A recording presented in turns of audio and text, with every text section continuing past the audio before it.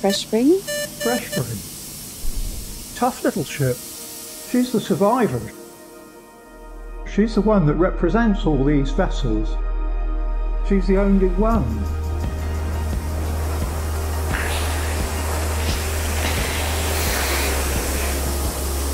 Preserving the past to inspire knowledge for the future.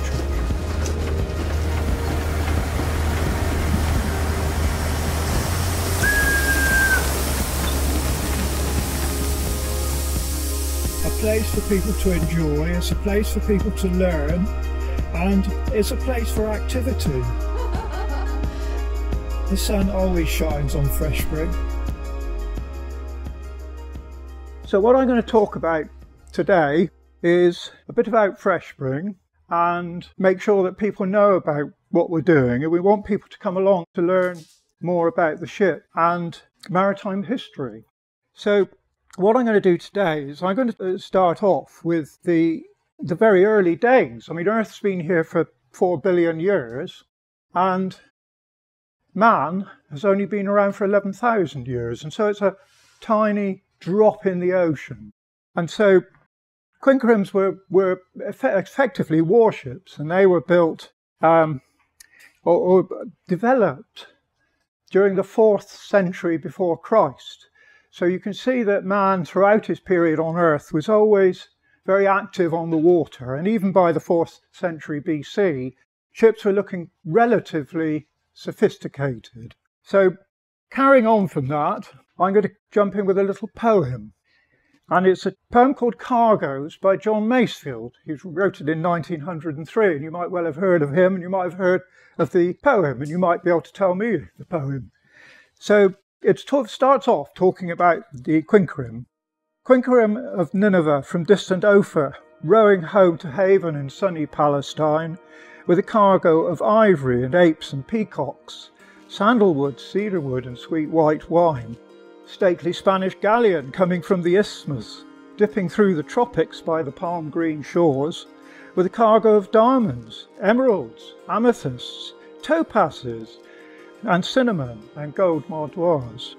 Dirty British coaster with salt cake smokestack, butting through the channel in the mad March days, with a cargo of time coal, road rails, pig lead, firewood, ironware, and cheap tin trays.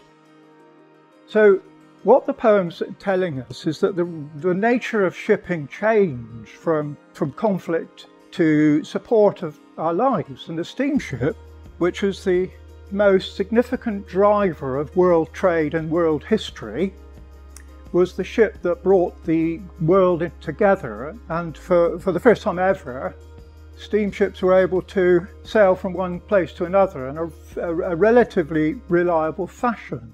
And so that actually was the first phase of what we call globalization. So in terms of the development of the steamship, the sail hung on until the 1930s, and the ships then were really confined to trades such as grain, and so the grain trade was where loading was relatively slow, and so ships were hanging around a lot.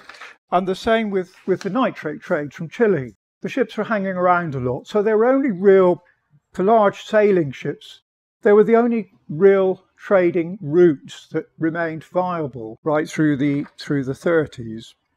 Steamships weren't designed to wait for long periods, because all the time they were sat around, they were burning coal, and so they needed to keep moving, and so they were focusing on the more lucrative and more speedy trades. The last person to effectively operate sailing ships was Gustav Ericsson, a Swedish person, a Norwegian person, who actually owned something like 300 ships. However, he bought his ships at scrap rates, and he was so keen to make them pay that he halved the crews. And so people on those ships really had to struggle to survive.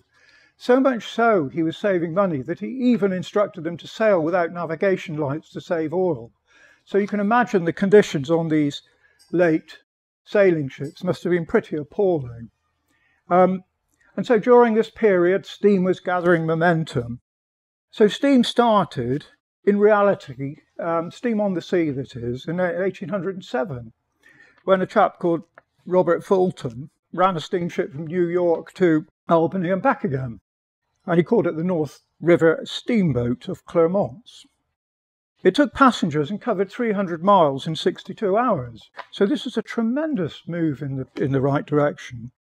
So moving on from that, 1822, Aaron Manby became the first iron, it was named after its builder, by the way, became the first iron steamships to put to sea.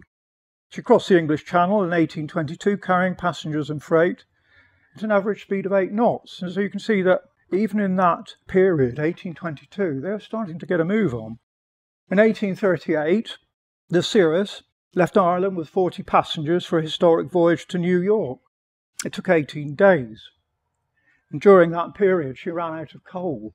And so they resorted to burning the cabin furniture and even the ship's mast. But at least they got there. And the Cirrus became the first passenger ship to cross the Atlantic using steam power.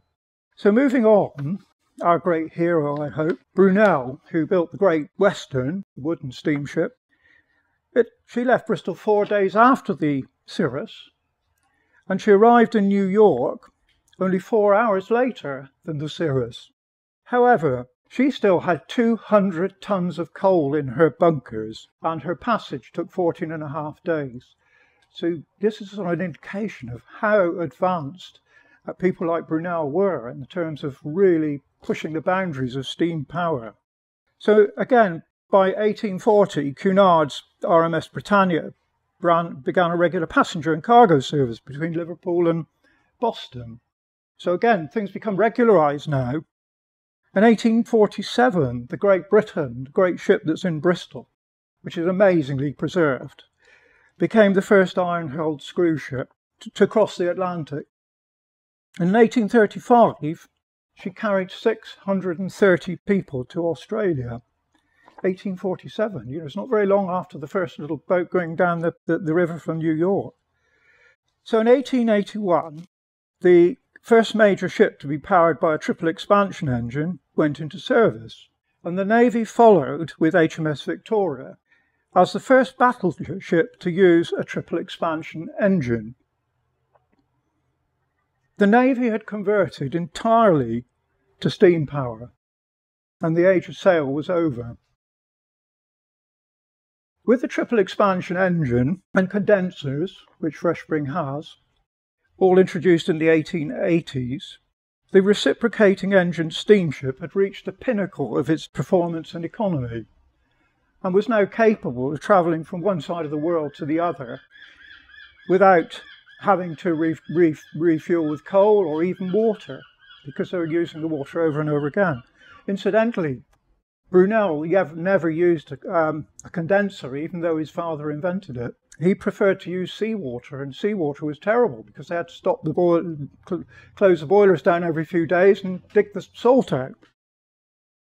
So after 150 years, the decline of the steamship started, and this was around the Second World War.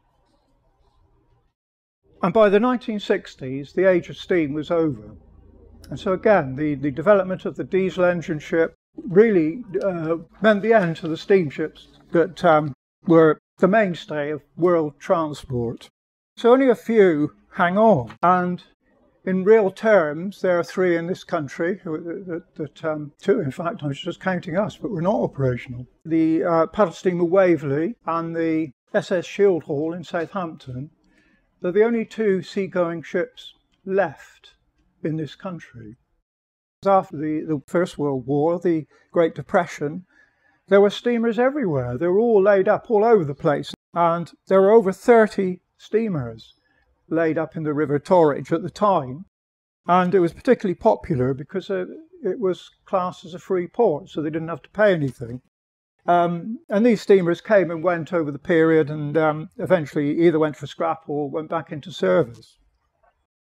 Freshspring, however, has the potential to go back to sea, and she'll make the 3rd.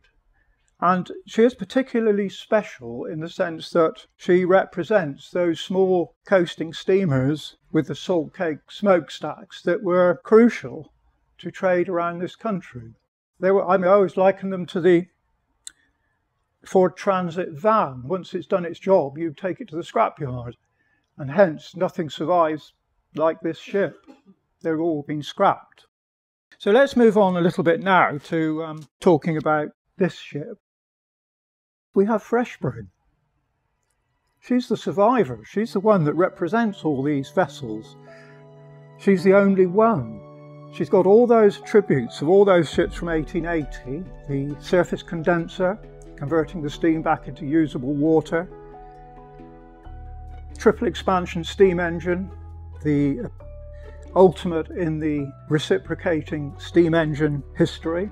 Exactly the same if you went on an early steamship or you went on this ship.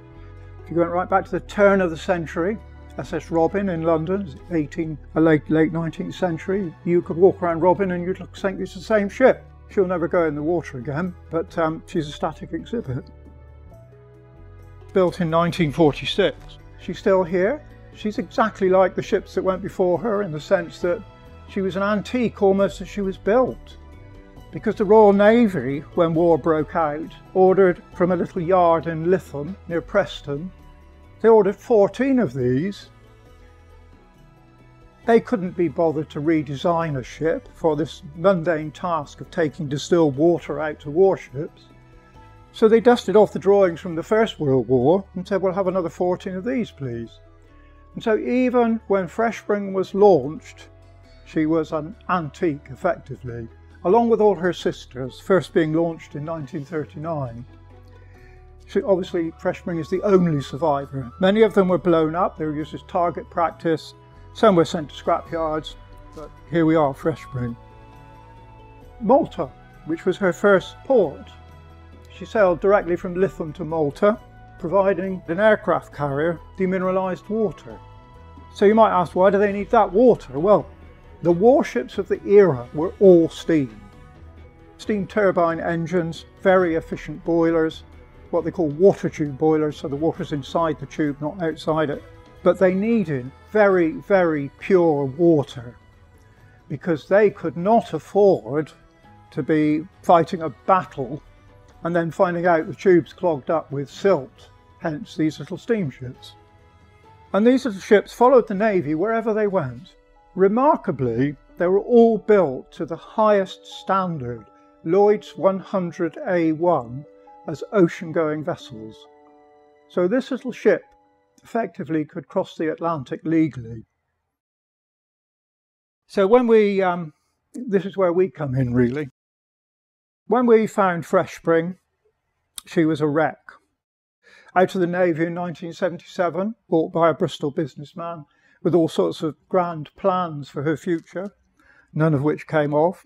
On the tidal River Severn, she languished for 20 years because the scrap man couldn't bring himself to cut her up. He just really liked the little ship, so he was always doing other jobs and thinking, I'll do this tomorrow. And the reason it all happened for us was that there was a little article in a magazine. It was a single paragraph, and it said, historic steamship to be broken up at Newnham-on-Severn. So I thought, well, I'd like to have a look at that. So I got on my motorbike, went over, saw the owner of the scrapyard, and I could see he was quite passionate about the little ship. And so we discussed her future. And he said to me, well, if you feel you can save this ship, you can have her for £1. If you fail, I want her back. So obviously I didn't give him £1 there and then because I quite enjoy having a house. But the fact is, you know, it was a precursor to this charity being put into existence. So there's Freshspring alongside in the River Severn, and one of the things we're probably all aware of is that it has the second highest tides in the world. And so the 40-foot Severn bore would hit Freshspring, lift her physically off the bottom and just being buffeted, and then drop her back down again, usually on a pile of rubble or rocks and things. So all of the time she was being really battered and damaged by these tides. So it was a last chance for this little ship. the last chance. So we were really fortunate in that we started a little trust in 2013 and decided we'd do something about this little ship. And so we got a few, well, I suppose I could say I cajoled a few unfortunate people to join me. But anyway, we did. We started, and we got the Director of National Historic Ships over. And for the first time ever, he said, "My goodness me, this ship is equal in history to the Great Britain." And so he valued this ship that highly. And it was his backing that enabled us to a funder called the National Heritage Memorial Fund. You might have heard of them. And they are set up to preserve memorials from the First World War, Second World War conflict. And they determined that Freshspring, far from being the Ford Transit van, was a hugely important little vessel during this, not Freshspring herself, because she's post-war, but her class of ships were hugely important in keeping the fleet mobilised. They followed the fleet, they supported them, they provided salvage services. So if ship's in trouble, they go out and pump the water out. If a ship's on fire, they go and fight fires, because they're set up for all of that. So really important little ships. So we got £155,000 to save Freshspring. And that was the turning point. There's no way she's going to go to the scrapyard after that. So we took her across to Sharpness, the shipyard there, and we had the ship surveyed, because bearing in mind, you know, she'd been languishing for years. She hadn't been in a dry dock for over 40 years. So we could have still had a pile of scrap, but we got the surveyors in, and they determined that she was a tough little ship.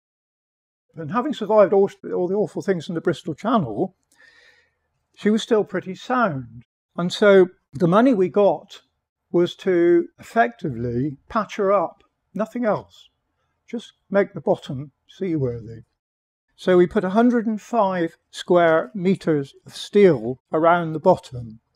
The first thing they had to do was to pressure wash the whole ship using a pressure of £30,000 per square inch, not your garden pressure washer. And that took all of the rust off, all of the paint off, and blew hundreds of holes in the hull in the meantime. So it told us what it was like. It also cleaned the ship back to bare metal, plates being put on. A lot around the waterline, of course, because that's where wind and water causes the most corrosion due to the oxygen content. And also under the boiler room, because the coal was corroding because she was originally coal-fired. The ash was actually corroding from the inside as well. So once we'd finished, we had Freshspring, from the hull point of view, looking really good.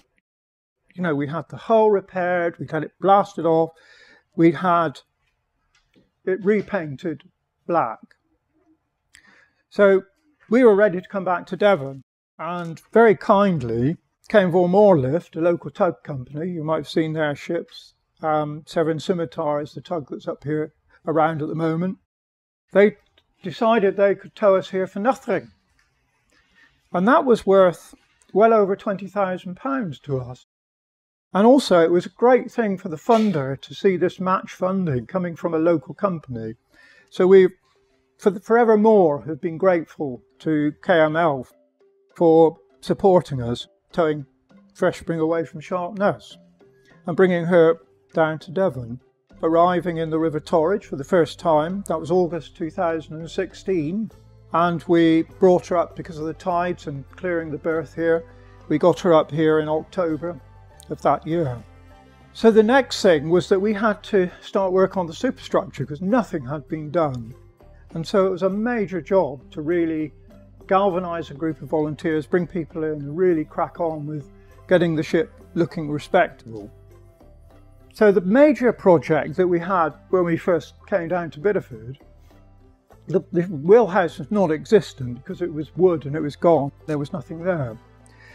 It was just a wooden frame. So we were supported by Bideford Bridge Trust, fantastic organisation, very much supporting local people, who paid to have a new wheelhouse constructed for Freshspring. Tremendous project. It was the biggest single transformation of this ship. And just to go on once more, the government has actually set up now, through the Heritage Lottery and the National Heritage Memorial Fund, a study particularly focusing on maritime heritage and its importance in this country. First time ever, the status of maritime heritage is absolutely rocketing. Not surprising, because we're an island nation, and so it should be. But so many ships have been lost and scrapped over the years, or even exported. Like the HMS Adelaide, fabulous ship built in this country, now in Adelaide of course. But you know, it's all these things that we need to be looking at to really embrace our maritime heritage. You must all really be fed up by now. So thank you very much for coming along. Please have a cup of tea.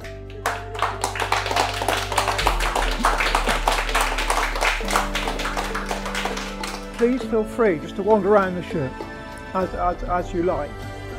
Okay, so thank you ever so much for today.